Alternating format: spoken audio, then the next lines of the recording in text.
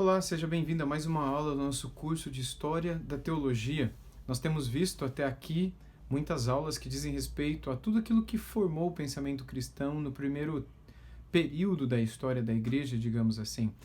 Quando nós olhamos para a história da igreja, nós podemos dividi-la em 4 grandes períodos. De trás para frente, nós diríamos que nós estamos no período da teologia contemporânea, ou a igreja contemporânea. Um pouco antes de nós, o período da reforma protestante e contra-reforma.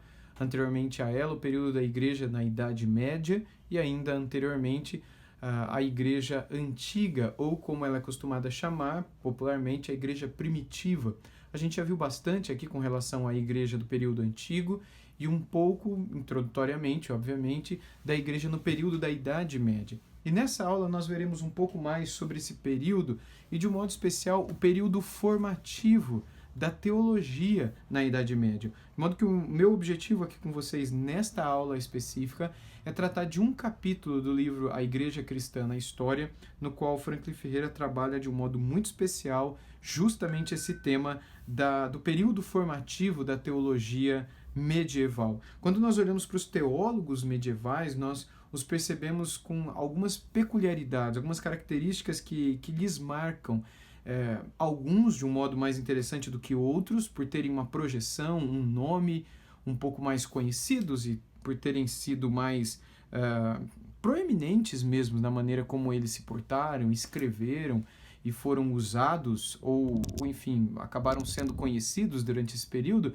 Mas o fato é que quando nós olhamos para a história da igreja na Idade Média, nós percebemos claramente um período de formação e algumas coisas que marcaram justamente essa formação, que acabaram por desenhar, por definir aquilo que foi a teologia da Igreja Católica Apostólica Romana na Idade Média e também a teologia dos reformadores desse período.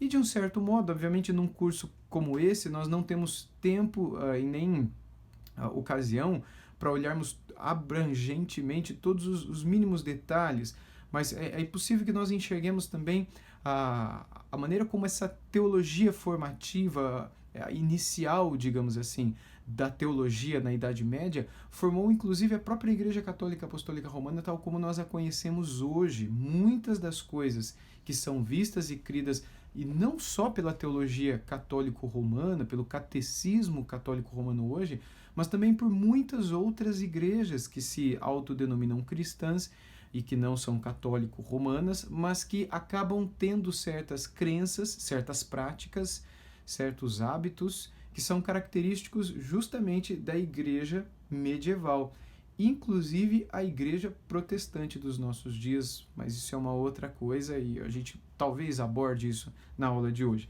Muito bem, o que eu quero tratar com vocês, portanto, é, como eu disse, um capítulo específico, o capítulo 26 do livro A Igreja Cristã na História, no qual o pastor Franklin Ferreira, na página 95, aborda justamente a maneira como a teologia na Idade Média foi formada. Eu quero ler alguns desses parágrafos. Minha vontade é ler todos os parágrafos, eles são muito bons, e ir comentando com vocês, mas à medida que o tempo que nós tivermos permitir, desta aula nós trabalharemos o conteúdo dessa formação aqui, ok? Eu quero mais uma vez, portanto, recomendar esse livro aqui, certo? O livro A Igreja Cristã na História. Você pode comprar esse material aqui direto no site da editora Vida Nova, das edições Vida Nova, ok? Peraí, aqui, edições Vida Nova. Você pode entrar direto no site deles e procurar por A Igreja Cristã na História das Origens aos Dias Atuais. O autor é um pastor, meu amigo, Franklin Ferreira.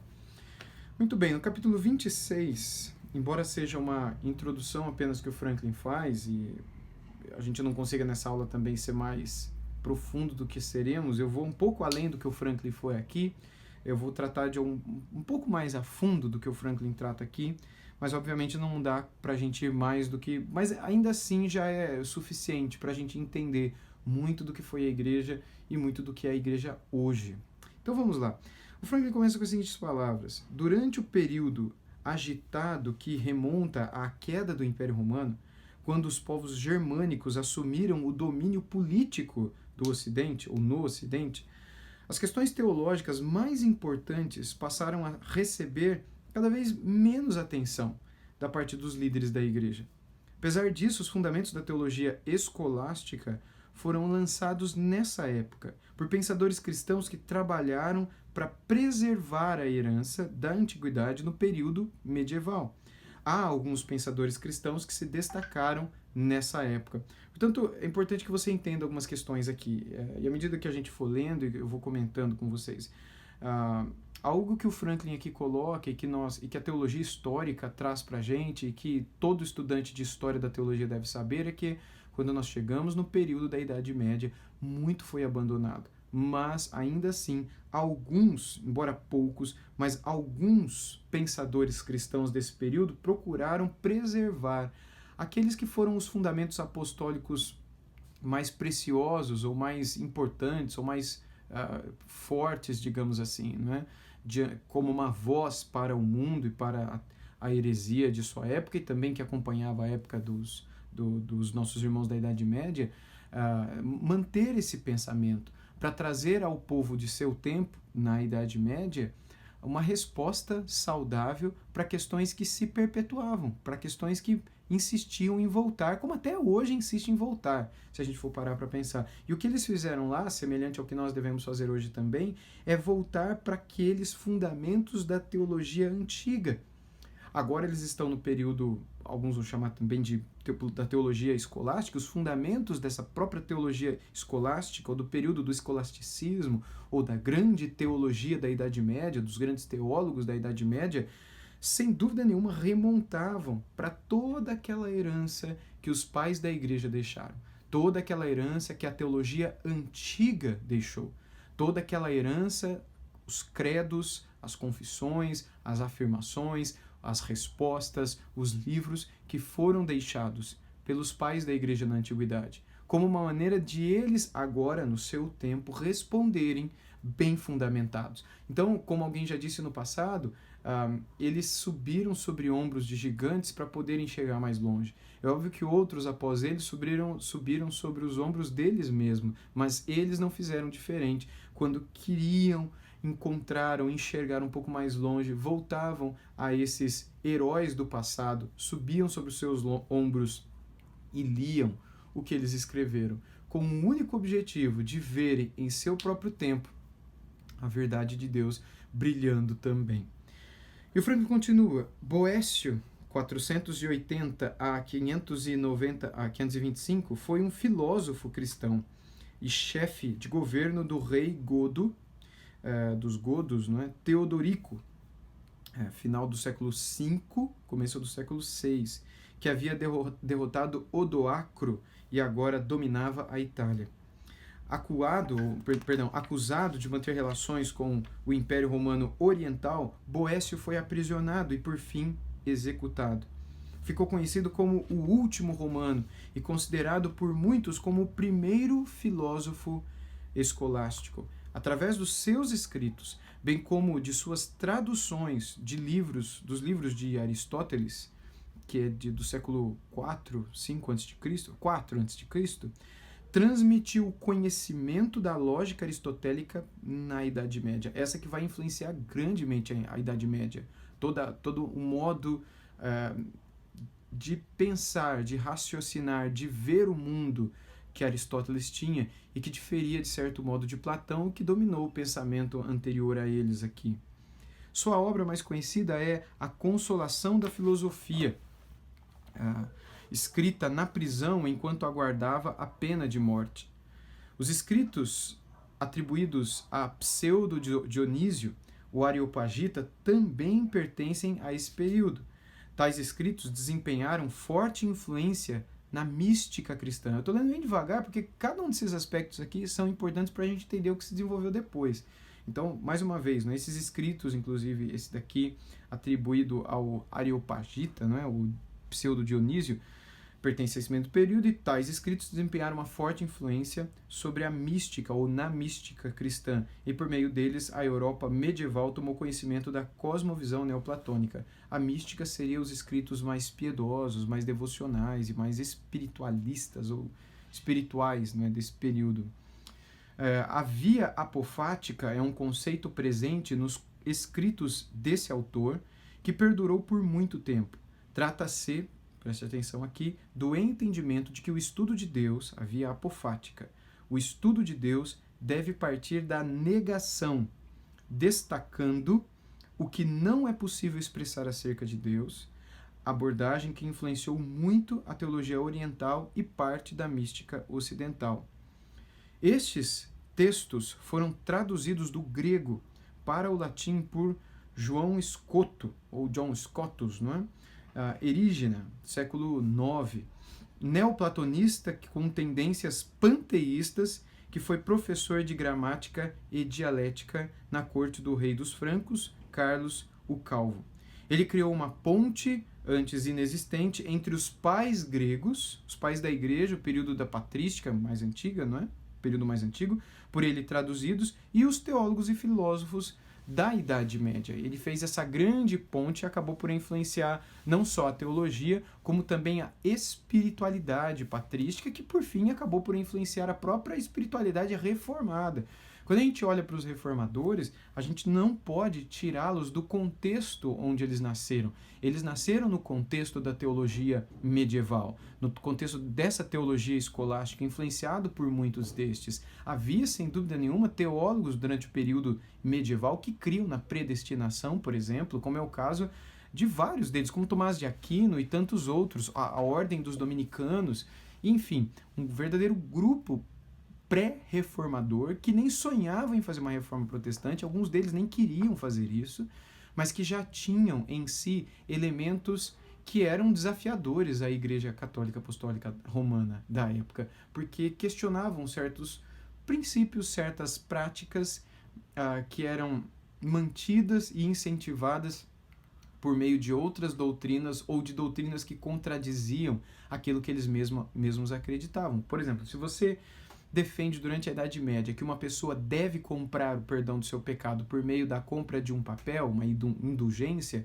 você sai indulgenciado, né? Você compra a sua indulgência, você sai dali perdoado, certo de que aquilo que você recebeu, aquilo que você comprou, aquele papel que você adquiriu com a assinatura do Papa ou da autoridade da igreja que lhe vendeu aquele material, que aquilo lhe conferiu perdão ou parte da sua salvação ou de alguém em nome de quem você comprou.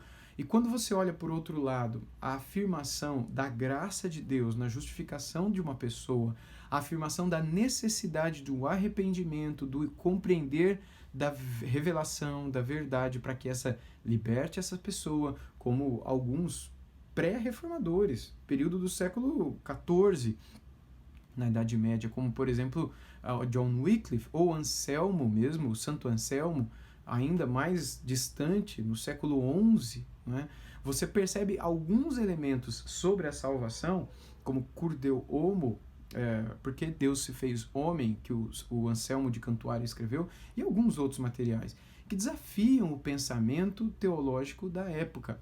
Todos esses pensamentos, sejam eles teológicos relacionados à escolástica, sejam eles místicos relacionados à espiritualidade cristã desse período, e místico aqui não tem nada a ver com misticismo pagão, esotérico, oriental, ok? Quando se fala de mística, se fala, eu sei que isso no nosso contexto aqui brasileiro acaba tendo uma conotação ruim, não é? Mas a palavra mística para a teologia medieval diz respeito apenas àqueles que queriam ter um relacionamento com Deus, uma vida espiritual. Por exemplo, os pentecostais hoje que vivem atrás do Espírito, se encher do Espírito, falando do Espírito, teologia do Espírito, poder do Espírito, cair no Espírito, falar em línguas pelo poder do Espírito, etc., seriam considerados místicos, porque eles estavam procurando uma união mística imperceptível aos olhos do outro, mas que é sensível para aquele que está na experiência. Essa é uma experiência mística. E quando a gente olha para a teologia medieval,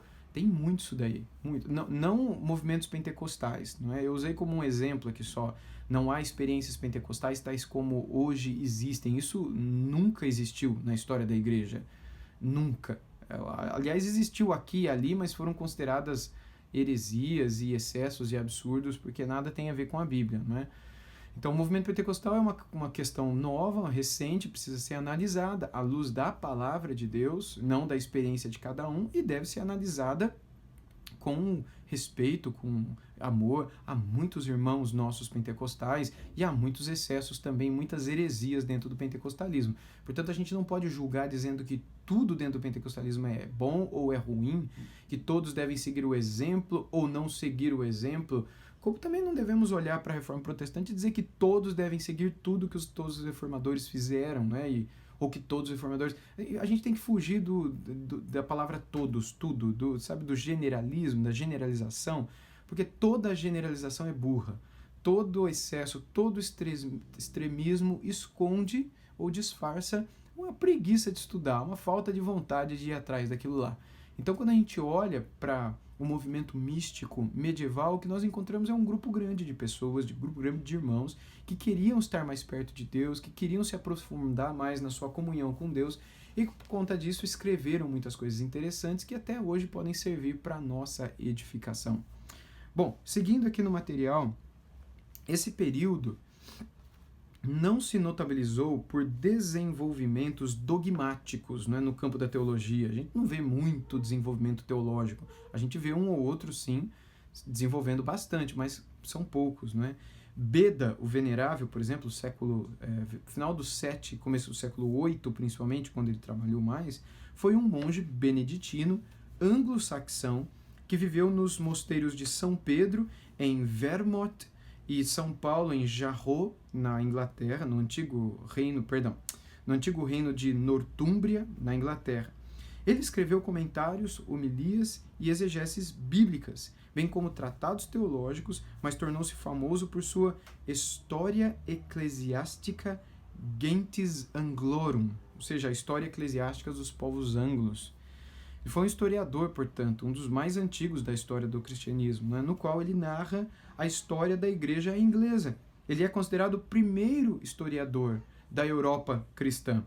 Por sua vez, Alcuino de York, que viveu no final do século final do século 8, comecinho do século 9, ele organizou as escolas paroquiais, ou presbiterais, como muitos as chamam, e o Franklin destaca aqui também, as escolas monásticas, chamadas de monacais, as escolas episcopais, chamadas de catedrais, no Sacro Império, que surgiram nas cidades e eram, de certo modo, imitações das escolas catequéticas do cristianismo primitivo, como a gente já viu, e não só existiam dentro da igreja cristã, mas fora da igreja cristã. Quando eu digo dentro da igreja cristã, como preparação para batismo ou outras ocasiões assim, mas fora também com o desejo de formar pessoas, como sempre foi comum, tanto dentro do judaísmo, do israelismo mais antigo, do cristianismo primitivo, foi na Idade Média, foi na Reforma e é até hoje. Temos escolas ou movimentos para-eclesiásticos, né, que servem à igreja na formação de certos indivíduos que servirão à igreja posteriormente. Isso sempre existiu,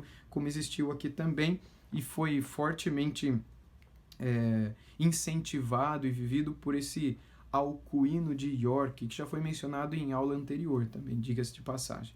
Bom, seguindo, na corte de Carlos Magno de Aachen, havia a escola do Palácio, ou a escola palatina, onde os eruditos mais famosos da época ensinaram.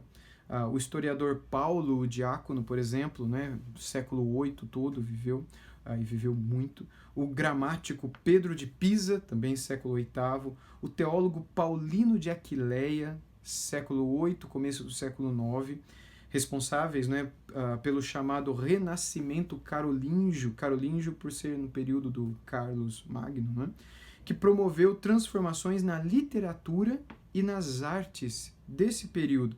Outros teólogos importantes foram Rábano Mauro, finalzinho do século 8 e século 9, de um modo maciço, né, ele escreveu e viveu teologicamente falando no período do século 9.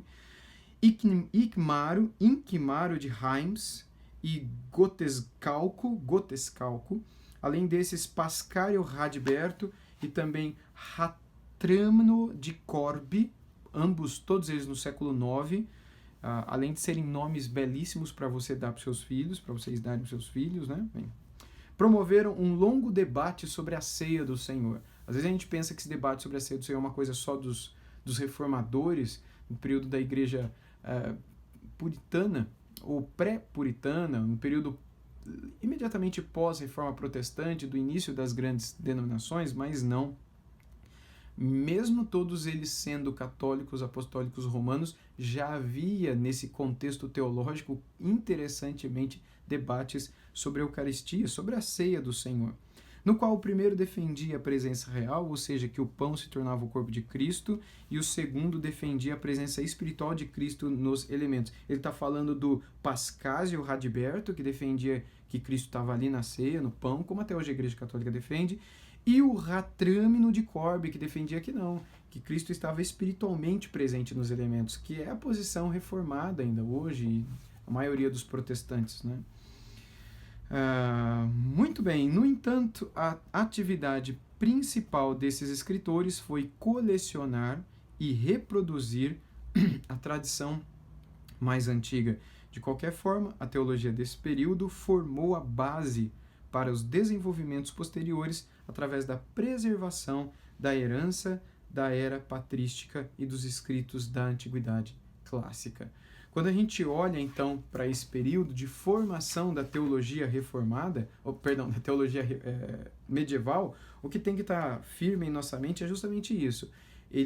A teologia medieval, a teologia da patrística, a mística medieval cristã, onde a gente vê um pouco de espiritualidade, amor por Deus e textos de edificação pessoal, enquanto na escolástica nós vemos onde se desenvolveu um pouco mais a teologia em si, respostas para dilemas da sua época, além de desdobramentos e aprofundamentos em temas teológicos que os antigos não haviam feito, né?